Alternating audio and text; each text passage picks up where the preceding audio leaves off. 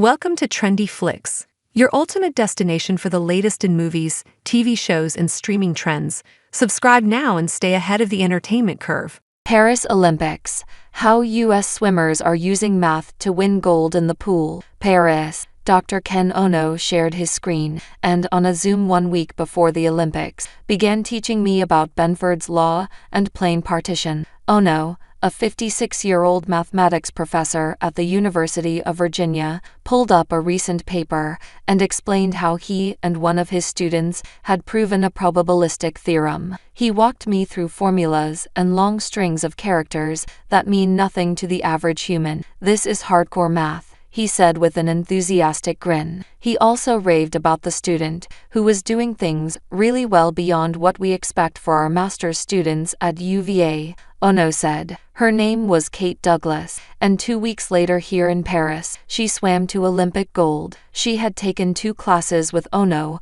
while working toward a master's degree in statistics, and this, their second published paper together, was the fruits of her spring semester work. It caught the attention of one of the world's leading number theorists. "This is a big deal," Ono said. Their first co-authored paper, though, was the reason I wanted to chat with Ono. It covered his secondary passion, his pioneering work with elite athletes and data analytics.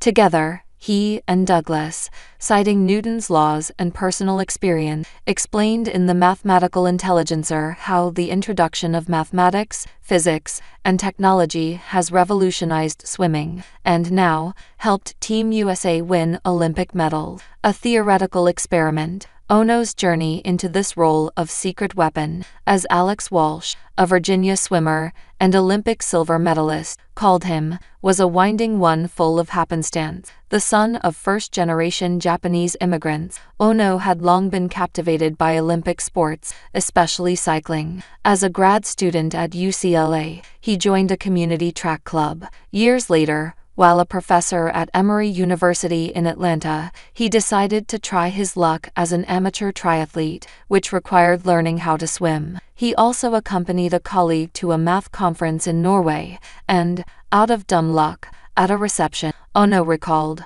"I bumped into a group of scientists who worked at the Norwegian College for Sports Science. They struck up a conversation. The Norwegians had been using devices called accelerometers, devices with sensors that can quantify movement, to analyze the technique and efficiency of cross-country skiers. Ono had a thought, could we apply this to swimming? Around that same time, he says, a miracle happened. In 2014, an aspiring walk-on swimmer, Andrew Wilson, enrolled in one of Ono's classes at Emory. They bought some accelerometers and dove into what Ono calls a theoretical experiment to collect data and figure out how to use it to improve performance. Over the years that followed, their experiments frequently failed. They began with surgical gloves, saran wrap, and tiny sensors designed for shark tracking. Ono's wife crafted no-frills belts with a small pocket for the accelerometer that swimmers could wear around their core. The tech was nascent.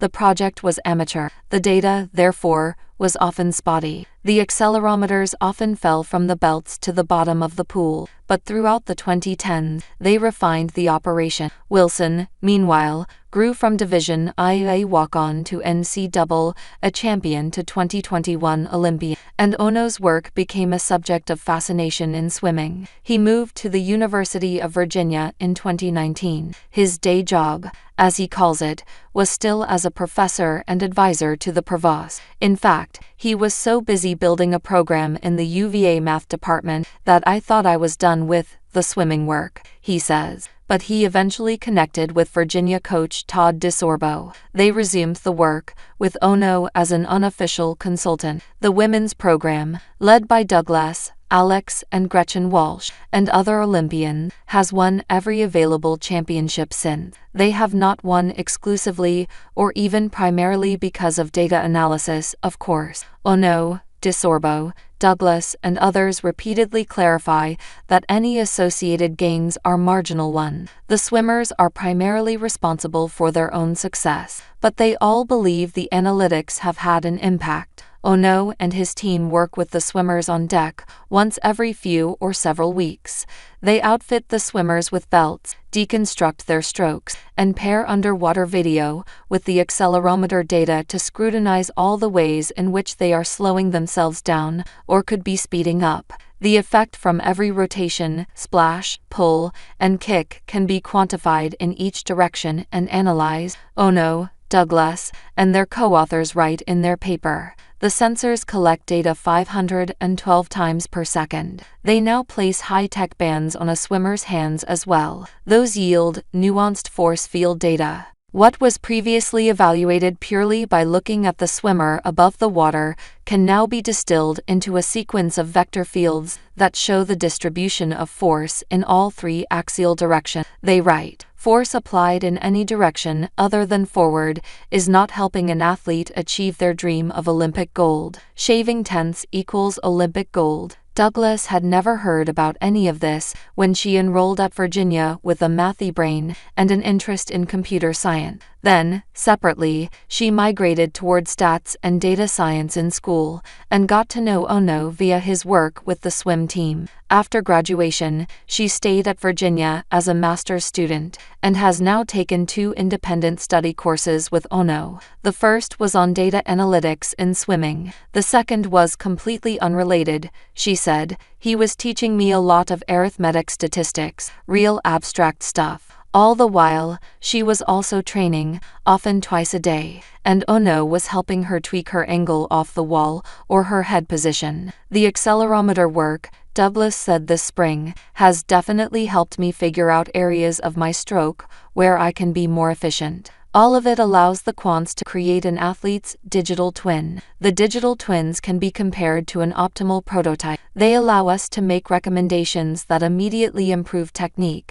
offer suggestions for race strategy, and point to long-term aspirational goals. The authors write, all in pursuit of the optimal race. Paris Olympics. How U.S. swimmers are using math to win gold in the pool. Paris. Dr. Ken Ono shared his screen and, on a Zoom 1 week before the Olympics, began teaching me about Benford's law and plane partition. Ono, a 56-year-old mathematics professor at the University of Virginia, pulled up a recent paper and explained how he and one of his students had proven a probabilistic theorem. He walked me through formulas and long strings of characters that mean nothing to the average human. This is hardcore math, he said with an enthusiastic grin. He also raved about the student, who was doing things really well beyond what we expect for our master's students at UVA, Ono said. Her name was Kate Douglas, and 2 weeks later here in Paris, she swam to Olympic gold. She had taken 2 classes with Ono